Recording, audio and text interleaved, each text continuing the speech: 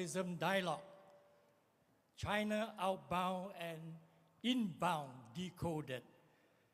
Good morning, everyone. I'm extremely delighted to co-moderate this session with George Chow, CEO of Dragon Trail International.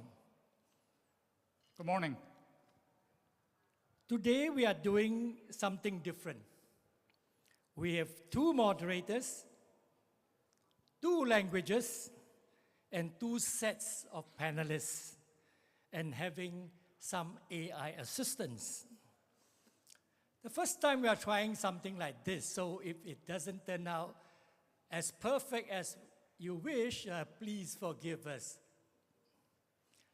China's travel market has not just recovered, it is fundamentally transformed. Traveler behavior, distribution channels, and policy environments are evolving rapidly, reshaping both inbound and outbound travel. This session brings together leading voices from China and the international markets to decode the latest developments, examine what is working and what is not, and uncover where the real opportunities and challenges lie going forward. To explore this, we have brought together perspectives from across the ecosystem: aviation, outbound China, inbound China, international destinations, and payments. This will be a fast-paced session, focused, practical, and insights-driven. Each panelist will be asked 3 questions with 2 minutes per answer. So a total of 6 minutes. Panelists, please adhere strictly to the time, because if you overrun by 30 seconds each, we have to add 9 minutes, which is 15% of the 1 hour that I have. So George will engage our Chinese panelists in Mandarin, and I will engage our international panelists in English. I trust you have read the profiles of the panelists, so we'll move straight into discussion. May I now invite our 6 panelists to please take your seats on stage. 请嘉宾们上台。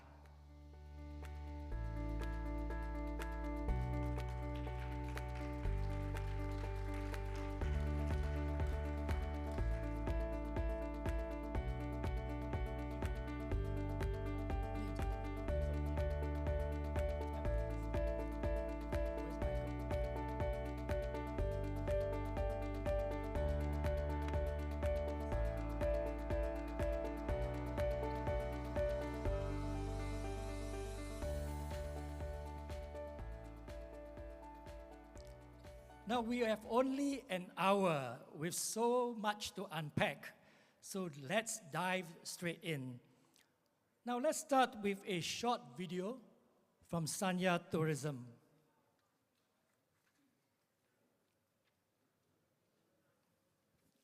Hi everyone! There's a big update coming on December 18th, 2025.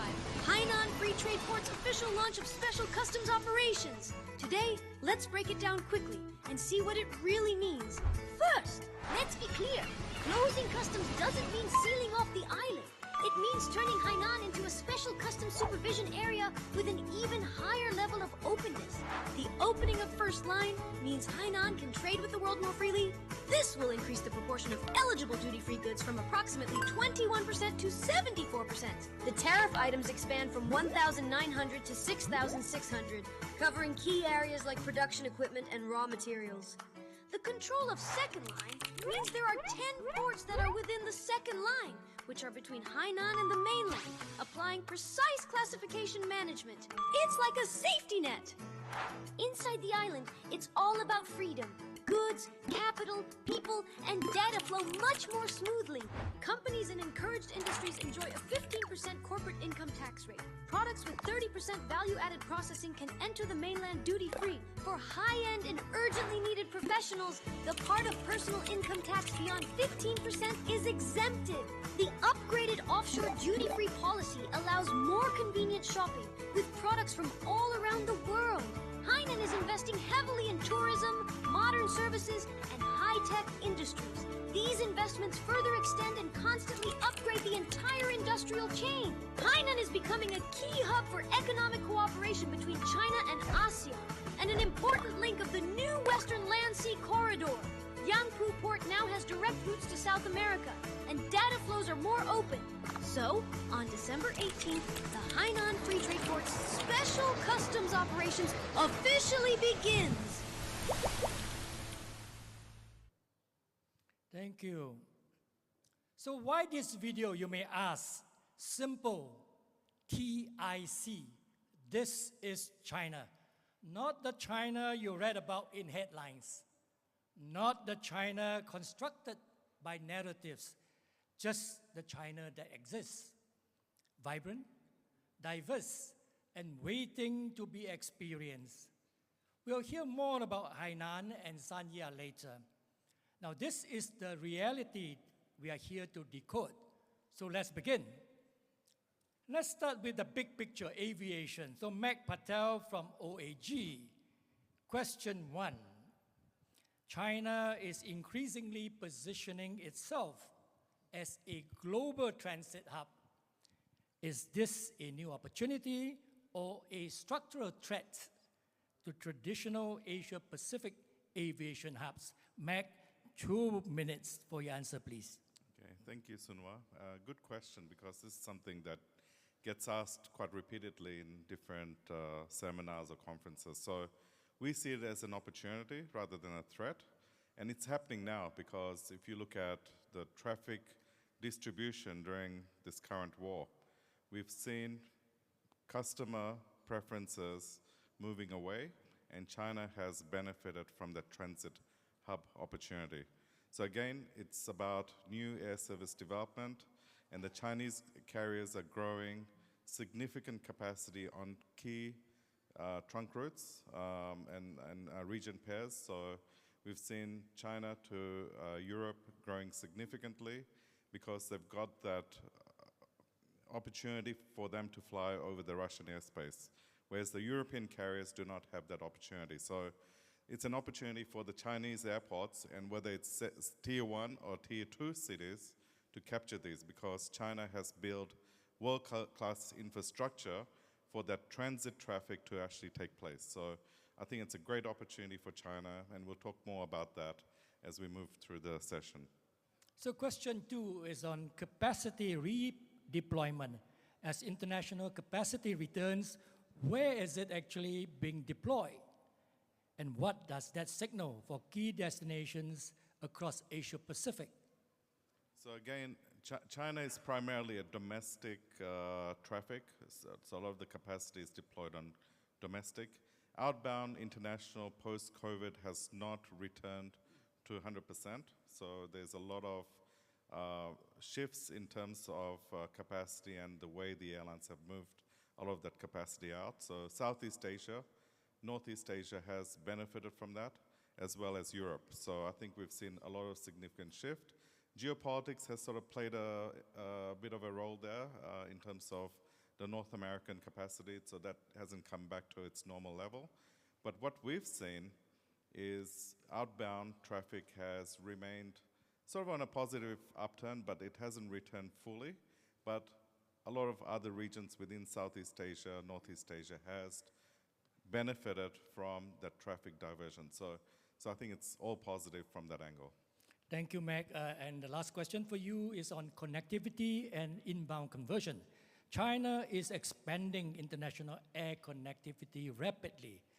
To what extent can this translate into meaningful inbound tourism growth versus simply enabling outbound travel? Okay, so a few bits here. We've seen significant airports, and I'll talk about that in my presentation this afternoon. So adding capacity from different airports, looking at secondary cities. So we've seen the shift from Beijing, Shanghai, and Guangzhou to secondary points such as Chongqing, Chengdu, and Hangzhou. So the secondary points have opened up to places in Europe. So there's an opportunity for that connectivity to take place. So for an example, you got Southeast Asia, you got lots of traffic that's spilling over Singapore, Kuala Lumpur, Hong Kong.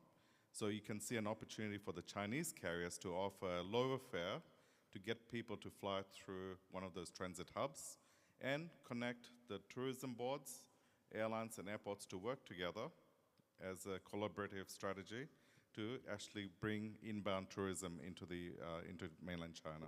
So again, having attractive airfares to pull demand, as well as having infrastructure, language barriers, using technology.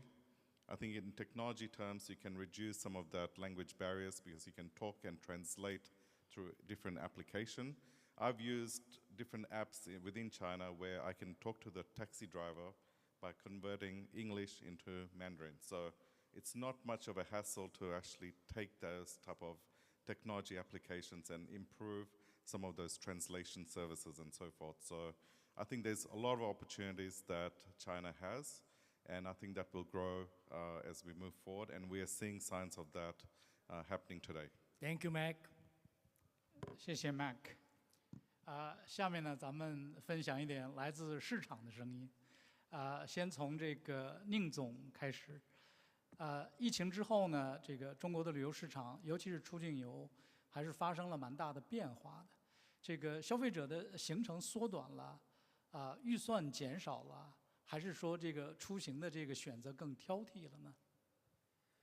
好，谢谢主持人。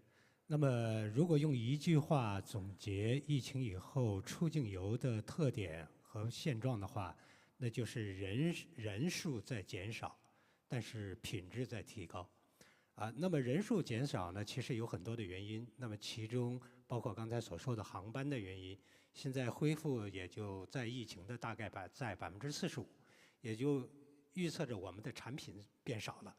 那么第二个是国际环境的一些影响，大家也出于安全方面的一些顾虑，可能也会相应的减少出行。那么第三个呢，就是市场也在向小型化去转变。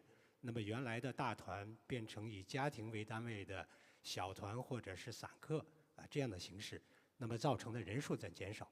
那么品质在提高呢，就是现在的消费者越来越注重体验感和产品的内容。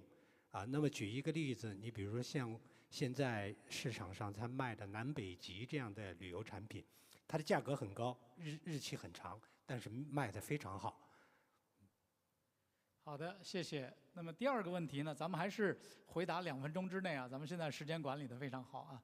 然后第二个问题呢是说，我们看到这个一线城市以外的这个客流的增长，您觉得现在中国的这个新兴的市场，除了一线城市以外，都在什么地方？然后呢，他们这个增长快速的这个原因是什么？一线城市原来的以前的老概念就是北上广，北京、上海、广州。那么现在呢，的确是在出境游的市场，像类似于云南、四川，以及浙江、杭州、河南等等，那么它也有了很大的一些发展。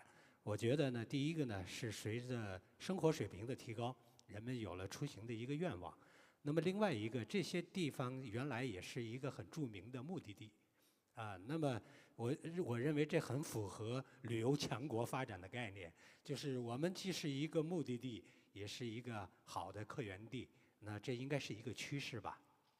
好，谢谢。那个也是这个疫情之后啊，就是中国游客的这个出行经验更丰富了，可能对这个旅行的选择呢也更挑剔了。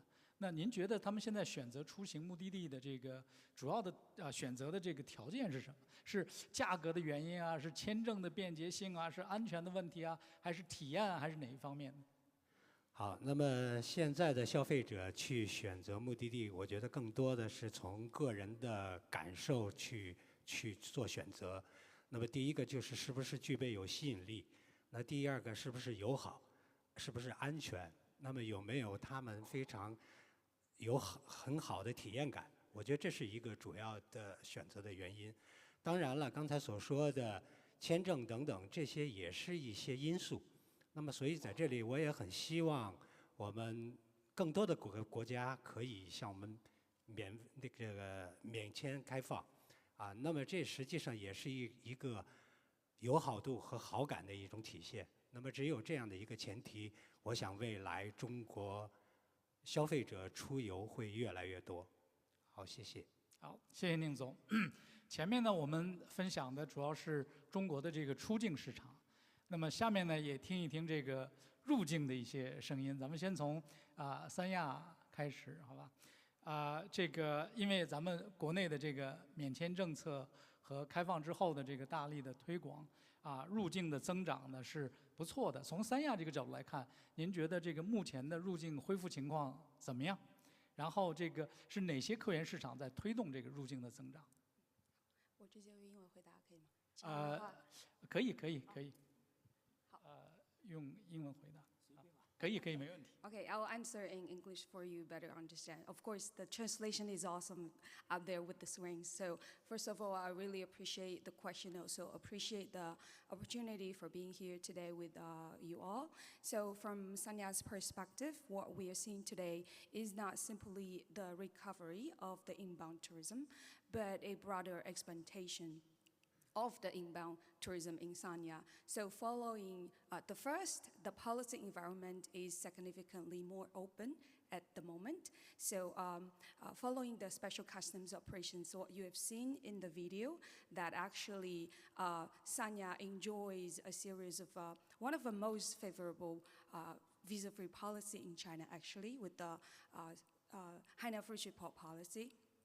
So nowadays, it covers 86 countries for visa-free policy, include unilateral, bilateral, and also 240 transit visa-free policy exemption. And also, Hainan enjoys a special one, which is the visa-free entrance for 59 countries. So that enables us to welcome more inbound tourists. Especially, we have expansion to more purposes. For example, is tourism, and then now we have for business visits, for family visit, and also for medical treatments, etc. 好的，谢谢 Emily。那你们目前的这个重点的这个客源市场是哪些？另外，三亚在这个入境旅游的这个竞争当中，你们是怎么定位的？ Okay, so for Sanya, when we talk about the inbound tourism, primarily we will associate it with the Russian market. But nowadays, the structure of the inbound tourism and inbound market has been having a clear shift with we have different markets as well. For example, from the Trip.com, which is an international platform, we see that the inbound market from another country, for example, Central Asia, Kazakhstan, Uzbekistan, and also we developed the long-haul trip from Europe. Nowadays, we have the direct flight from Prague, and also from Frankfurt to Bangkok, and then Sanya. So we position Sanya as a more diverse and also a comprehensive and also a more international destination for the tourists to welcome from all over the world. 好，谢谢。刚才您提到这个航线，对吧？直飞的这个航线，航线拓展对三亚这个目的地的这个开发来讲有多重要？ So as for connectivity, air connectivity is actually of crucially important for Sanya, because as an island destination, we don't have the air connection. It's not easy for the tourist to come and access. So we actually have very good development under the benefit of Hainan Free Trade Port, because it enables us to have some special air rights. Especially, we have some breakthrough in year 2025. We have the 7th freedom of air with the direct flight from Prague to Sanya, and also we have the 5th freedom of air from Frankfurt to Bangkok and then Sanya. So with that together, We actually, on the one hand, have the direct flight from different regions and also the long-haul trip as well. So together, we would like to have Sanya, by taking advantage of the accessibility, to have a broader welcoming for the tourists from all over the world. 谢谢 Emily。入境旅游呢，这是目的地的声音非常重要。那么另外呢，从旅行社这个角度来讲呢，这个声音可能也是非常非常重要的。今天我们也有幸请到了唐朝国旅的周晓光总经理，来给大家分享一下这个旅行社角度的这个一些观点。您也可以用英语或者中文，没问题，好吧？然后第一个问题呢是说，从旅行社这个角度，您看到的这个入境旅游的这个目前的趋势怎么样？增长是一个什么样的情况？和这个疫情前相比有多大的变化？ Thank you, George. Good morning, everyone. As a tour operator operating China inbound travel, and we can see that the past few years, a strong bounce back of inbound travel. And but if we look into specific source markets, we can see the differences. We can see that for most European countries, they are running much better, and even better than before the COVID. But for some of the source markets are far below before the COVID. For example, like the US, which used to be one of the most important source markets in China. But well, now it's because of the international flights has recovered only about 30%. So it's there's a long way to go. So just like Emily said before, that we can see the similar things here is that for people from ASEAN countries and from Russia, and growing very fast, and so in the future, I hope that with the general environment getting better, and we'll be seeing more and more inbound travelers. Thank you. 市场是肯定是在增长的，对吧？然后从游客体验这个角度中国的旅游设施实际上是相当不错的。从游客体验上，您觉得还有哪些地方呢是值得提升的？是预订方面便捷性这个游客的到地体验等等，您觉得哪些方面是需要有比较大的提升的？ Yes, well, you are absolutely right that in terms of infrastructure, and China is among the best. And we have the best museums, best scenic spots, blah, blah, best hotels. But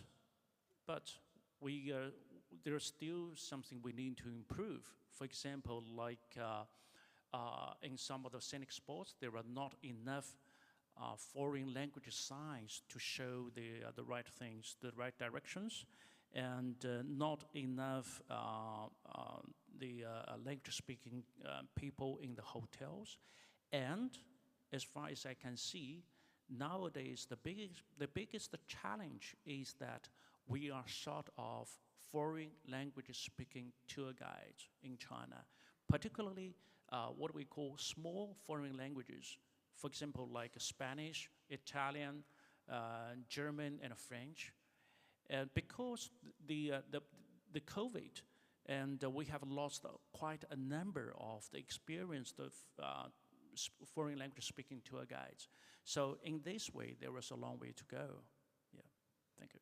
好，谢谢 Michael 中国的这个高铁网络现在是世界上最大的，也是中国吸引入境游客的一个很重要的一个点。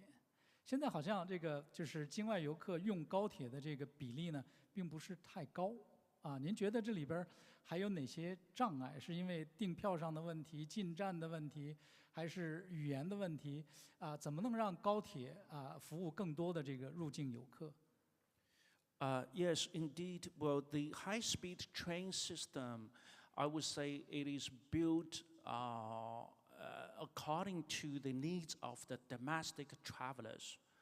So in this way, we can find that as a foreigner, while he is traveling by a high-speed train, it's really hard for them to distinguish where to go from place to place. And because there were very few English-speaking signs there.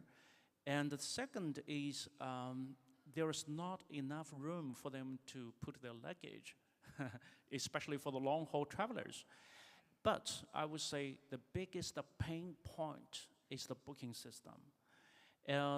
Usually the booking timing is only 15 days before the departure. But as you know, that for most of the inbound travelers, they tend to book their travel time far before this. So in this way, we hope that in the future that we can extend the booking time from 15 to, say, 45 days or even longer, so that it will bring much more convenience to our inbound travelers. Thank you. 谢谢周总，谢谢 Michael。 Thank you, Michael, for your insightful sharing. Next up, we will hear from Insook, from our host, Korea Tourism Organization, from the NTO perspective, right? So question one is on China market re-engagement. How important is the China market today for Korea? And how does its recovery compare with other international source markets?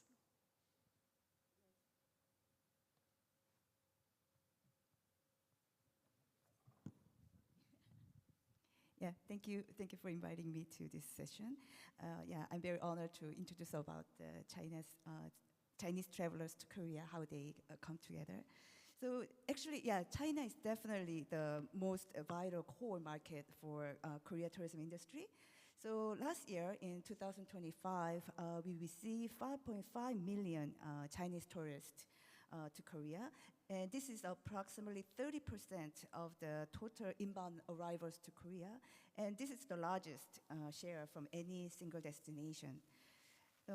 And the majority of this Korea's other source market in last year achieved a full recovery. But for China recovery rate, it stands about 91% compared to the 2019 level. So though we receive number one travelers from China, but the recovery rate is still far short of the 2019 level. So that's why for this year, our primary goal is to make the full recovery from China this year. Great. So there's a full potential coming up soon. So the second question is on strategy reset. Chinese travelers have changed significantly. How has Korea adapted its positioning, products, and marketing strategy to remain relevant? Yes, Chinese travelers visiting Korea have shifted from the largest scale group tours to independent travelers, driven largely by the MG generations. So to stay relevant, Korea has pivoted our strategy across 3 pillars. So if I introduce about 3 strategy, the first is in terms of positioning, we have moved beyond sightseeing to K-lifestyle immersion. So we now promote local hotspots like Seongsu-dong in Seoul and experiences like K-beauty workshops. So allowing the Chinese travelers to live like a locals while they travel in Korea. So, and second strategy is our product have become more personalized and premium. So we are focusing on the high value added content, such as the luxury wellness treats, high-end medical tourism, and exclusive gourmet experiences. And lastly, our marketing for China now is digital first. So we are leveraging, we are closely working with platforms like Xiaohongshu and Douyin to share the real-time trends of Korea through the influencers. So we also expanded the mobile payment infrastructure nationwide to ensure the seamless and hassle-free travel experiences for these tech-savvy Chinese visitors. So now the last question for you is on competitive edge. With so many destinations competing for Chinese travelers, what gives Korea the competitive edge? Where do you see the biggest growth opportunities? Yes, the competition for Chinese travelers is getting fierce, but I think Korea holds the distinct advantage through our seamless blend of cultural proximity and the global K-culture phenomenon. So unlike other destinations, like I said, Korea offers living cultural experiences where travelers can directly participate in the lifestyle they see on the K-dramas or K-movies. And looking ahead, we see the biggest growth opportunities in the high-value wellness and medical tourism, and catering to the growing demand for this premium health and beauty experiences. And another key advantage we are looking into is the regional tourism. So by leveraging the local unique assets of our provinces, like from Gyeongju, we have a historical heritage, and for Jeju, they have a natural retreat. So we are trying to transform all Korea into the compelling destination for Chinese travelers, so that they can seek the authentic and diverse experiences in Korea. And not only the first-time travelers, but we are looking into attracting repeated travelers, so they can come not only visit Seoul, but they also, next time they come to Gyeongju, next time they come to Jeju, something like that. So these are strategies to attract Chinese travelers to Korea. Thank you very much, Insook. Now we come to the last panelist. David from Mastercard will share with us his views on payments, data, and demand. So first question for you, David, is on spending patterns. From a payments perspective, David, are Chinese travelers spending less overall or simply spending differently? I would say you have to go with the line that we're seeing Chinese travelers spending differently. Now, there is a value-conscious element, which I think has crept in all over the world as a result of what's been going on with the rise in prices, inflation, food and fuel costs that have been rising also in China, not as much, but they are still a rising factor. But the difference is when the travelers from China go overseas, we should look into the nuanced difference between traveling short-term, short-haul flights, where we see relatively less spending, more value conscious, versus the longer haul travel, which has become more expensive, and therefore we think the travelers who are doing that are looking to make the most of that journey. Now, it can include retail, but interestingly, we've seen the retail share of spending by visitors from China to various countries around the world going lower. That includes even the visitors when they were going to Japan or Korea or even further afield, where there has been a drop in the share on retail. And of course, with more value options being available domestically, including in Hainan, the competition is quite strong. Interestingly also, the FX is playing a very important role. The renminbi's been relatively strong compared to, say, the Korean won or the Japanese yen or the Vietnamese dong. And in all three cases, over the last several years, we did see a lot of the sensitivity of extra tourists arriving in the places where the FX moved most in the China travelers' favor, playing another major role in this. Thank you, David. Question 2 for you on behavioral insights. What does payment data reveal about where Chinese travelers are going, what they prioritize, and how behavior has shifted post-COVID?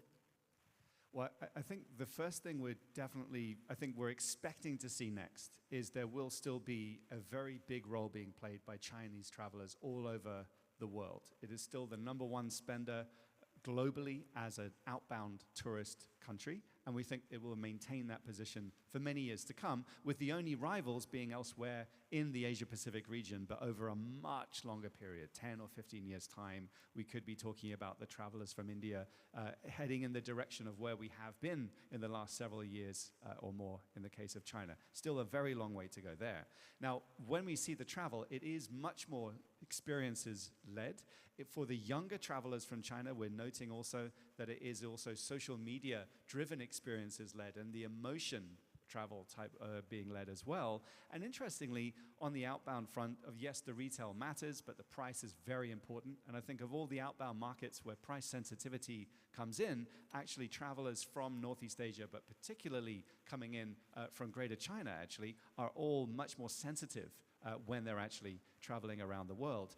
Now, what we could end up seeing next if we think about the use of technology, and I think this could apply for inbound as well as outbound travel when it comes to China, is using AI to be able to find the more interesting places that people had not heard of, get away from the more crowded destinations, and go to other places and be confident to do it, especially with agentic AI, if it's helping you along the way. Let's say you're wearing whatever the form factor is, some sort of glasses with the right vision on it that can translate everything in real time for you and make you much more confident to talk to people where both sides will hear and be able to converse in their own language. That really opens up even more, we think, of what we're going to be seeing next, with a lot more of the in and outbound travel flows coming as a result of removing frictions like visas, yes, but also even on the technology front that could really ease the challenges that have been there before. Thank you, David. The last of the 18 questions is amazing how we rush this through, On payment friction and visitor experience. Payment is a critical part of the travel experience. How easy is it today for international travelers to make payments in China, particularly when using cash and international credit cards?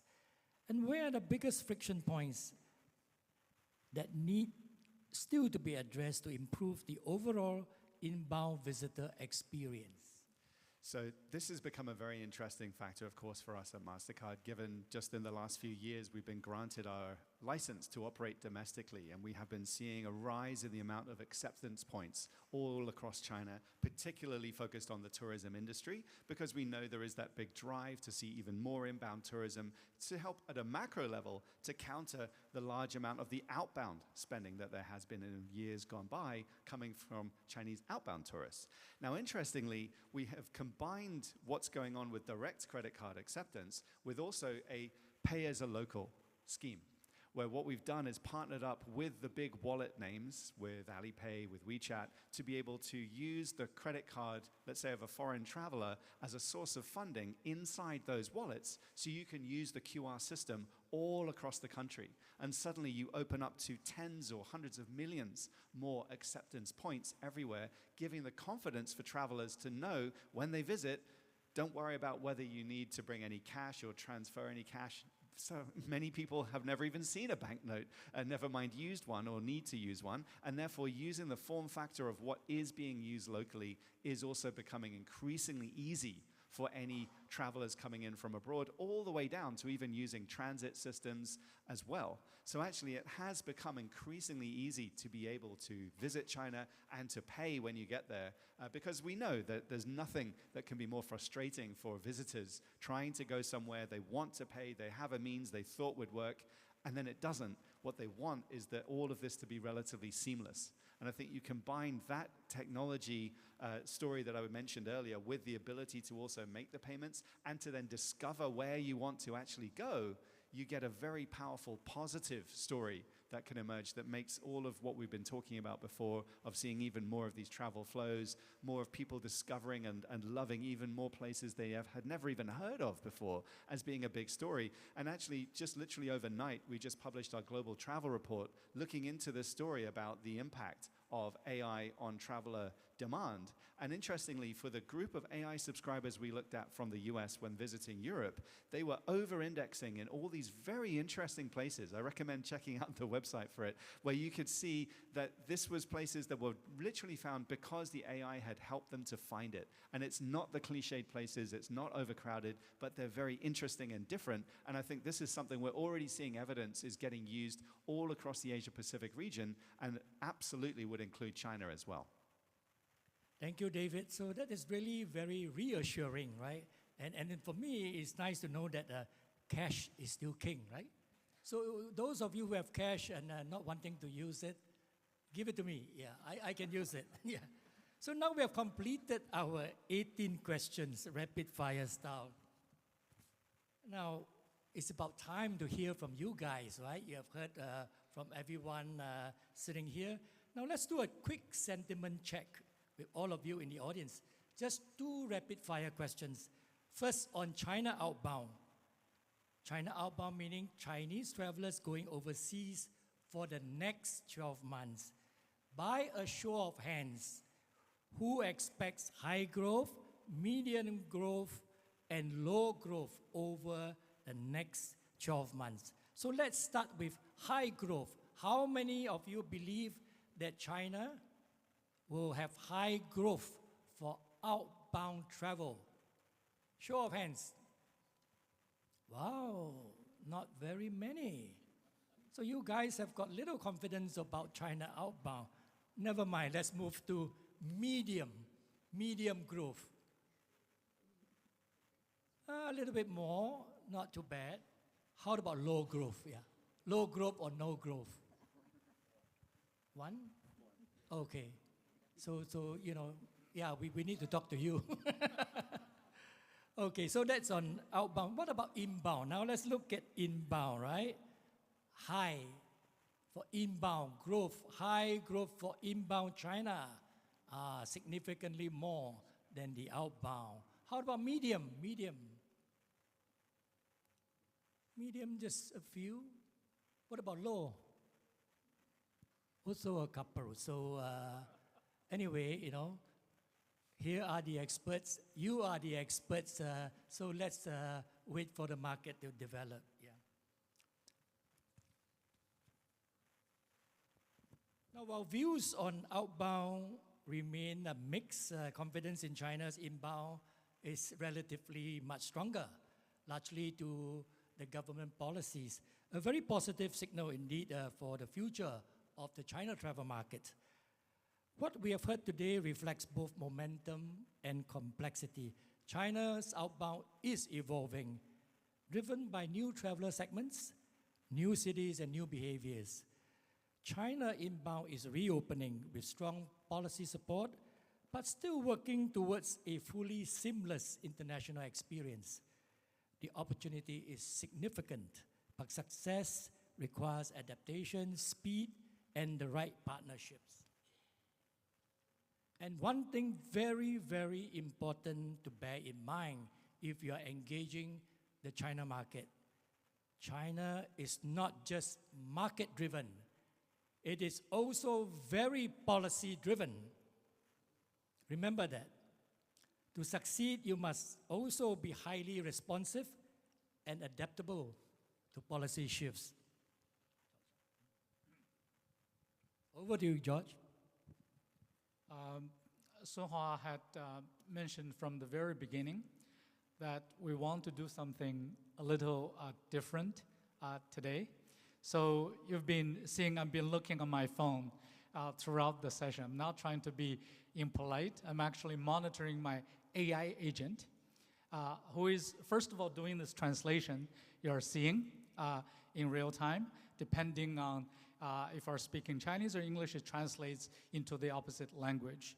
Additionally, it's also doing a real-time summary or extraction of the key points from answers of each panelist in real time. So I just want to show you this QR code. If you scan this QR code, you will be able to access to a page that has questions and summaries for each question. So this is in real time. We just finished question 18, and the summaries are all here. So I'm gonna go back to the QR code again. So you can scan this. This works on mobile. So for all the information from this very experienced panelists, you can bring their knowledge back with you from this session, so on. Is it working for you guys? Anyone has a need to get some help on accessing the QR code? 这个页面呢，同时也有中文版的，上面有一个语言的一个切换。如果您需要中文的呢，可以点那个中文的那个按钮，它就会显示出来这个中文的这个摘要。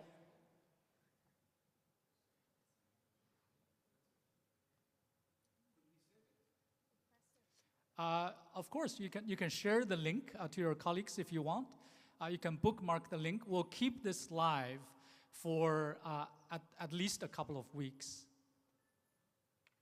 Yeah, you know, after this, we will have a video highlights of this session, which you will get in the coming weeks. Yeah. Yeah, we'll add it to the last slide of the deck you're seeing as soon as the video is available. Unfortunately, the video real-time rendering is not as timely as generating the text summaries. So we'll try to get that highlight video to you as soon as possible. Okay, so we have come to the end of the panel discussion now. Thank you all for investing your time with us.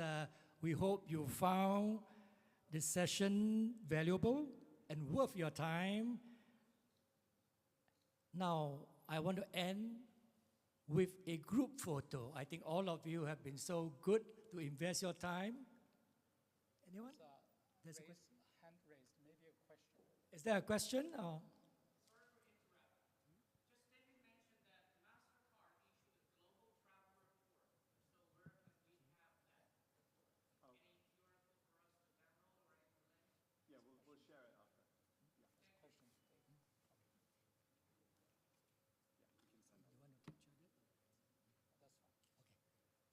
All right, yeah, apologies for not having a proper Q&A from the audience. It's just the time I'm watching the clock ticking by.